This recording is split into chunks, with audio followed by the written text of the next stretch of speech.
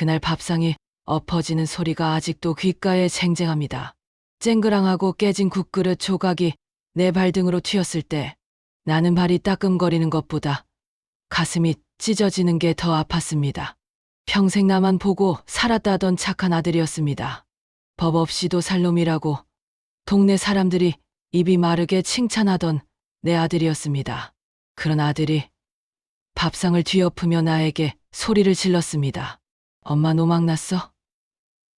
그 눈빛을 나는 잊을 수가 없습니다. 마치 평생 처음 보는 낯선 남자의 눈빛이었습니다. 살기라고 해야 할까요? 아니면 도끼라고 해야 할까요? 그건 자식이 부모를 보는 눈이 아니었습니다. 빚쟁이가 돈 떼먹고 도망간 사람을 잡으러 왔을 때나 보일 법한 그런 눈이었습니다. 도대체 무엇이 내 아들을 저렇게 만들었을까요?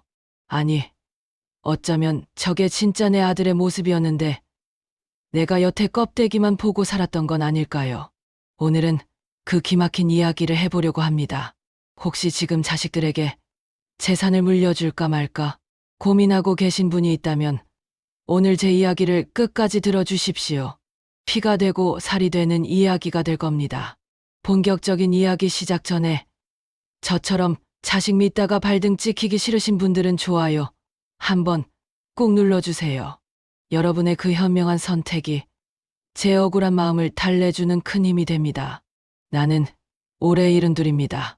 남편은 5년 전에 간암으로 먼저 세상을 떴고 지금은 서울 외곽에 있는 30평짜리 아파트에서 혼자 살고 있습니다. 남들이 보면 번듯한 아파트 한 채 있으니 노후 걱정 없겠다 하겠지만 속 사정을 모르는 소리입니다. 남편 병원비로 모아둔 현금은 다 까먹었고 남은 건 달랑 이 집 한 채뿐입니다. 매달 나오는 건 기초연금 30만 원 남짓이 전부입니다. 관리비 내고 병원비 쓰고 쌀 사고 반찬 사면 남는 게 없습니다. 아니, 모자랍니다. 한겨울에도 난방비 아까워서 보일러도 마음대로 못 틀고 전기장판 하나로 버텼습니다. 한여름에는 에어컨은커녕 선풍기 바람도 아까워서 부채질로 땀을 식혔습니다.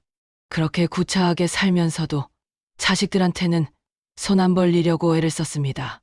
왜냐고요? 자식들도 살기 팍팍한 세상이니까요. 내 아들은 서울에서 중소기업을 다닙니다. 며느리도 맞벌이를 하고요. 손주 녀석 학원비다 뭐다 해서 허리가 휜다는 소리를 입에 달고 사는데 거기다 대고 늙은 애미가 용돈 좀 달라는 소리를 어떻게 합니까? 입이 안 떨어지더군요. 그래서 나는 굶을지언정 아들한테는 아쉬운 소리 한 번 안 했습니다. 오히려 아들네가 명절에 내려오면 없는 살림 쪽에서 손주 녀석 용돈 쥐어주고 며느리 갈 때 참기름이며 깨소금이며 바리바리 싸서 보냈습니다. 그게 부모 마음 아니겠습니까? 내 입에 들어가는 건 아까워도 자식 입에 들어가는 건 하나도 안 아까운 게 부모니까요. 그런데 말입니다. 사람이 늙고 돈이 없으니까 자꾸 비참해지더군요. 친구들을 만나도 밥값 낼 돈이 없어서 신발끈, 매는 척 뒤로 빠지게 되고 경조사 연락이 오면 축의금 낼 돈이 없어서 아프다는 핑계로 안 가게 됩니까? 점점 고립되는 기분이었습니다. 감옥이 따로 없었습니다. 돈 없는 노년은 창살 없는 감옥이나 마찬가지였습니다. 그러던 어느 날이었습니다. 동네 노인정에서 김씨 할머니가 자랑을 늘어놓더군요.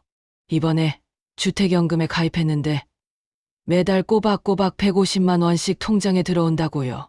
죽을 때까지 이 집에서 살면서 연금도 받고 나중에 죽으면 남은 돈은 자식한테 상속도 된다고 하더군요. 그 말을 듣는데 귀가 번쩍 뜨였습니다. 세상에 그런 게 있었나 싶었습니다. 집을 팔고 이사를 가야 하는 줄만 알았는데 내 집에서 평생 살면서 돈을 받는다니 얼마나 좋습니까? 그날로 당장 주택금융공사에 전화를 해서 상담을 받았습니다. 내 집 시세를 따져보니 매달 180만 원 정도를 받을 수 있다고 했습니다. 180만 원이라니 나에게는 꿈 같은 돈이었습니다. 그 돈이면 친구들한테 밥도 사줄 수 있고 겨울에 보일러도 펑펑 틀 수 있고 무엇보다 사랑하는 손주 녀석. 장난감도 마음껏 사줄 수 있을 것 같았습니다. 가슴이 벅차올랐습니다. 마치 잃어버린 인생을 다시 찾은 기분이었습니다. 그런데 한 가지 걸리는 게 있었습니다. 바로 아들 생각이었습니다. 이 집은 나중에 우리가 죽으면 아들한테 물려주기로 남편이랑 살았을 때부터 은연중에 약속했던 거나 다름없었으니까요. 아들도 당연히 이 집은 자기 몫이라고 생각하고 있을 터였습니다. 하지만 생각해보세요. 내가 지금 당장 굶어 죽게 생겼는데 나 죽고 나서 물려줄 집이 무슨 소용입니까? 그리고 주택연금 받는다고 집이 남의 것이 되는 것도 아니고 나중에 집값에서 받은 연금 빼고 남는 건 상속이 된다는데 아들도 이해해 주겠지 싶었습니다. 아니, 오히려 좋아할 거라고 생각했습니다. 어머니가 자식한테 손 안 벌리고 스스로 노후 해결하시겠다는데 어느 자식이 싫어하겠습니까? 효자라고 소문난 내 아들이라면 당연히 어머니 뜻대로 하시라고 그동안 고생하셨으니 이제 편하게 사시라고 할 줄 알았습니다. 그게 내 착각이었습니다. 아주 큰 착각이었습니다. 나는 주택연금 가입 서류를 챙겨 들고 집으로 돌아왔습니다. 식탁 위에 서류 봉투를 올려놓고 아들에게 전화를 걸었습니다. 아들, 이번 주말에 밥이나 먹으러 올래? 엄마가 할 말이 있어서 그래. 엄마가 맛있는 거 해놓을게. 내 목소리가 들떠 있었나 봅니다. 아들이 무슨 좋은 일 있냐고 묻더군요. 그래서 내가 웃으면서 그랬습니다. 그래, 아주 좋은 일이다. 우리 아들 짐 덜어줄 좋은 일이야. 그때까지만 해도 나는 상상도 못했습니다. 이 전화 한 통이 우리 모자 사이를 갈라놓는 신호탄이 될 줄은요. 주말이 되었습니다. 나는 아침부터 분주했습니다. 아들이 좋아하는 갈비찜도 하고 며느리가 좋아하는 잡채도 했습니다. 시장에서 제일 싱싱한 조기를 사다가 굽고 손주 녀석 먹일 계란말이도 예쁘게 말았습니다. 허리가 끊어질 듯 아팠지만 마음만은 즐거웠습니다. 이제 나도 당당하게 살 수 있다. 이제 나도 자식들 눈치 안 보고 내 돈 쓰며 살 수 있다. 그 생각에 콧노래가 절로 나왔습니다. 저녁 무렵 아들 내외가 도착했습니다. 현관문이 열리고 손주 녀석이 할머니하고 뛰어들어오는데 그렇게 예쁠 수가 없었습니다. 나는 손주를 꽉 껴안아주고 며느리에게도 어서 와라, 고생했다 하며 반갑게 맞이했습니다. 아들은 평소처럼 듬직한 모습으로 들어와서 어머니, 밥 냄새가 좋네요 하며 웃었습니다. 그 웃음을 보며 나는 안도했습니다. 역시 내 아들은 착해. 내 말을 잘 들어줄 거야. 우리는 식탁에 둘러앉아 밥을 먹었습니다. 오랜만에 먹는 집밥이라며 아들은 갈비찜을 맛있게 뜯었고 며느리도 잡채가 맛있다며 잘 먹었습니다. 화기애애했습니다. 웃음꽃이 피었습니다. 이런 게 행복이지 싶었습니다. 내가 주택연금 받으면 매주 이렇게 맛있는 거 해서 애들 불러 먹여야지. 가끔은 내가 한턱 낼 테니 외식도 하자고 해야지. 그런 상상을 하며 나는 흐뭇하게 자식들을 바라봤습니다. 식사가 거의 끝날 무렵이었습니다. 나는 과일을 깎아서 내오며 슬그머니 말을 꺼냈습니다. 아들, 밥 다 먹었으면 엄마가 할 말이 좀 있는데. 아들은 배를 두드리며 이쑤시개를 입에 물고 말했습니다. 무슨 이야기요, 어머니? 아까 전화로 좋은 일 있다고 하셨잖아요. 로또라도 당첨되셨어요? 농담을 던지며 웃는 아들을 보며 나도 따라 웃었습니다. 로또는 무슨, 그거보다 더 좋은 거다. 나는 안방에 뒀던 서류 봉투를 가지고 나와 식탁 위에 올려놓았습니다. 주택금융공사라고 적힌 봉투였습니다. 아들의 시선이 봉투에 꽂혔습니다. 이게 뭐예요? 아들이 묻길래 나는 차분하게 설명을 시작했습니다. 응. 엄마가 요새 생활비도 좀 쪼들리고 너희들한테 자꾸 손 벌리기도 미안하고 해서 알아봤는데 이 집을 담보로 맡기면 죽을 때까지 연금을 준다더라. 매달 180만 원씩이나 나온대. 그 돈이면 엄마 혼자 쓰기에는 충분하고도 남지. 그래서 엄마가 이번에 신청을 좀 하려고 한다. 나는 말을 마치고 아들의 반응을 살폈습니다. 당연히 어머니 잘 생각하셨어요. 그동안 죄송했어요. 할 줄 알았습니다. 그런데 분위기가 이상했습니다. 순식간에 찬물을 끼얹은 듯 싸늘해졌습니다. 아들의 웃음기가 싹 사라졌습니다. 며느리는 먹던 포크를 내려놓고 눈치를 살피기 시작했습니다. 아들이 봉투를 집어 들더니 거칠게 내용물을 훑어봤습니다. 종이를 넘기는 소리가 유난히 크게 들렸습니다. 잠시 후 아들이 고개를 들고 나를 쳐다봤습니다. 그 눈빛이 어찌나 차가운지 나는 순간 흠칫 놀랐습니다. 어머니, 이거 벌써 신청하신 거예요? 아들의 목소리가 낮게 깔렸습니다. 화를 억누르는 듯한 목소리였습니다. 나는 당황해서 말을 더듬었습니다. 아니, 아직 도장은 안 찍었다. 너한테 먼저 말하고 하려고. 근데 상담은 다 받았고 서류만 내면 된다더라. 조건이 아주 좋아. 내가 이 집에서 계속 살아도 되고. 내 말이 끝나기도 전에 아들이 소리를 질렀습니다. 에휴, 엄마! 그 소리가 어찌나 큰지 식탁 위에 물잔이 흔들릴 정도였습니다. 손주 녀석이 놀라서 울음을 터뜨렸습니다. 며느리가 황급히 아이를 데리고 안방으로 들어갔습니다. 거실에는 나와 아들 단둘만 남았습니다. 심장이 쿵쿵 뛰기 시작했습니다. 왜 그러니? 내가 뭐 잘못한 거 있니? 나는 떨리는 목소리로 물었습니다. 아들은 얼굴이 시뻘개져서 씩씩거렸습니다. 지금 제정신이세요? 이 집을 은행에 넘긴다고요? 이 집이 어떤 집인데? 그러세요. 아빠가 평생 피땀 흘려서 장만하신 집이잖아요. 근데 이걸 엄마 마음대로 은행에 갖다 바쳐요? 나는 기가 막혔습니다. 은행에 바치는 게 아니라 내 집을 담보로 내 돈을 쓰는 거라고 설명을 하려는데 아들은 듣지 않았습니다. 말이 좋아 연금이지. 이거 빚이잖아요. 빚! 어머니가 매달 돈 탔으면 그만큼 빚이 쌓이는 거라고요. 나중에 어머니 돌아가시고 나면 이 집 은행이 가져갈 거 아니에요. 그럼 저는요? 우리는요? 우리는 뭐 손가락 빨고 살아요? 아들의 속내가 적나라하게 드러나는 순간이었습니다. 아들은 내 노후보다 나중에 자기가 받을 유산이 줄어드는 게 더 걱정이었던 겁니다. 서운함이 밀려왔습니다. 아니, 서운함을 넘어 배신감이 들었습니다. 야, 이놈아! 이 집, 네 아버지가 장만한 거 맞다. 근데 네 아버지 평수 바라느라 내 돈 다 들어갔다. 그리고 이 집 명의는 엄연히 내 이름으로 되어 있어. 내 집 가지고 내가 쓰겠다는데 그게 왜 네 허락을 받아야 하는 일이냐? 나도 모르게 언성이 높아졌습니다. 평생 아들한테 큰 소리 한번 안 치고 살았던 나였습니다. 하지만 자식 입에서 돈 타령이 나오는 걸 보니 참을 수가 없었습니다. 그러자 아들이 벌떡 일어났습니다. 그러더니 식탁을 두 손으로 쾅 하고 내리쳤습니다. 그릇들이 달그락거리며 춤을 췄습니다. 어머니, 진짜 이기적이시네요. 아니, 어떻게 자기만 생각하세요? 우리는 지금 전세 대출 이자 갚느라 허리가 휘는데 나중에 이 집이라도 물려받을 줄 알고 버티고 있는데 그걸 홀라당 다 써버리겠다고요? 그게 부모가 할 짓입니까? 아들의 입에서 침이 튀었습니다. 나는 멍하니 아들을 올려다봤습니다. 저게 내 아들이 맞나 싶었습니다.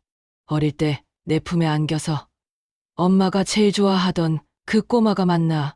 군대 갈 때 훈련소 앞에서 엄마 고생만 시켜서 미안해하며 울던 그 청년이 맞나.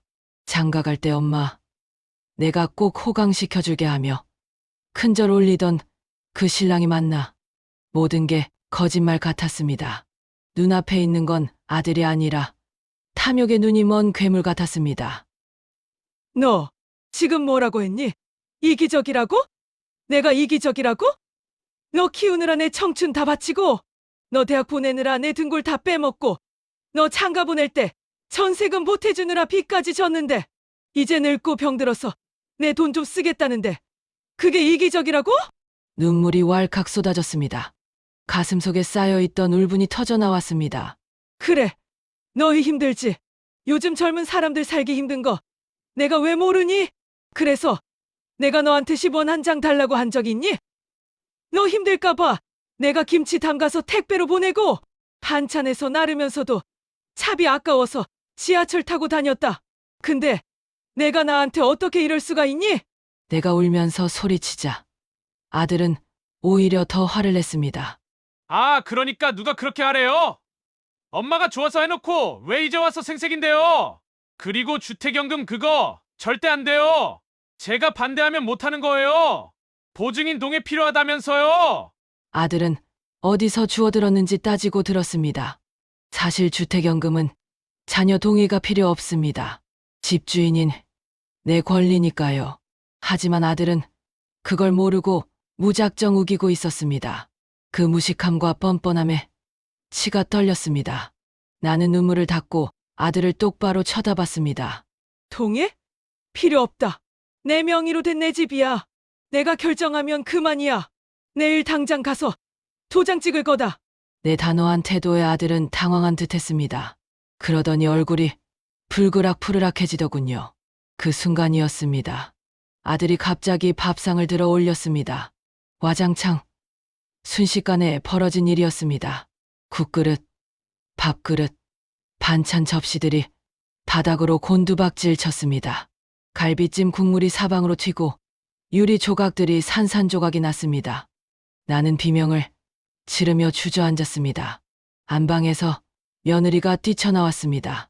여보, 이게 무슨 짓이에요? 며느리가 아들을 말렸지만 아들은 씩씩거리며 멈추지 않았습니다. 엄마가 노망이 나셨어. 돈에 미쳐서 자식도 안 보이나 봐. 그래, 다 쓰세요. 다 써. 그 대신 나랑은 인연 끊을 생각하세요. 아들은 씩씩거리며 현관 쪽으로 걸어갔습니다. 뒤도 안 돌아보고 나가버렸습니다. 며느리는 어쩔 줄 몰라 하며 나를 보더니 죄송해요, 어머니. 제가 나중에 다시 연락드릴게요. 하고는 황급히 아들을 따라 나갔습니다. 현관문이 쾅 하고 닫혔습니다. 집 안에는 정적만이 감돌았습니다. 바닥에는 깨진 그릇 조각들과 음식물 쓰레기들이 널려 있었습니다. 마치 내 인생이 산산조각 난 것처럼 보였습니다. 나는 멍하니 앉아 깨진 그릇 조각을 바라봤습니다. 내 발등에 튄 국물이 뜨거웠습니다. 아니, 차가웠습니다. 마음이 너무 시려서 뜨거운 줄도 몰랐습니다. 그날 밤 나는 한숨도 자지 못했습니다. 뜬 눈으로 밤을 새우며 생각하고 또 생각했습니다. 내가 자식을 잘못 키웠구나. 오냐오냐 하며 키웠더니 부모 알기를 우습게 하는구나. 돈 앞에서는 부모 자식도 없구나. 뼈저린 후회가 밀려왔습니다. 하지만 한편으로는 오기가 생겼습니다. 그래. 내가 그렇게 나온다면 나도 생각이 있다. 나를 늙은이 취급하고 짐짝 취급하는 너희들에게 본때를 보여주마. 나는 다음 날 아침 일찍 일어났습니다. 밤새 치우지 못한 거실을 말끔히 치웠습니다. 깨진 조각들을 쓸어 담으며 내 미련도 같이 쓸어 담았습니다. 그리고 장롱 깊숙한 곳에서 인감 도장을 꺼냈습니다. 가장 아끼는 옷을 꺼내 입고 화장도 곱게 했습니다. 거울 속에 비친 내 얼굴은 어제보다 훨씬 단단해 보여졌습니다. 나는 핸드백을 들고 집을 나섰습니다. 목적지는 주택금융공사 지사였습니다. 발걸음은 무거웠지만 마음만은 가벼웠습니다. 이제 내 인생은 내가 책임진다. 누구의 눈치도 보지 않겠다. 그렇게 결심하며 버스에 올랐습니다. 하지만 이건 시작에 불과했습니다. 내가 주택연금을 신청하고 돌아온 그날 저녁 더 기가 막힌 일이 벌어졌으니까요. 아들이 다시 찾아왔습니다.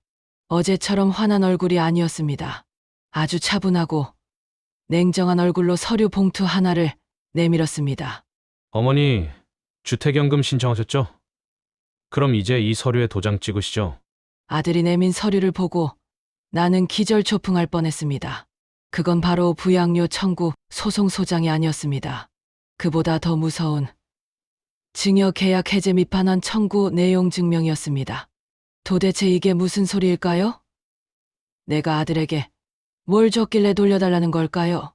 그리고 아들은 왜 이렇게까지 변해버린 걸까요?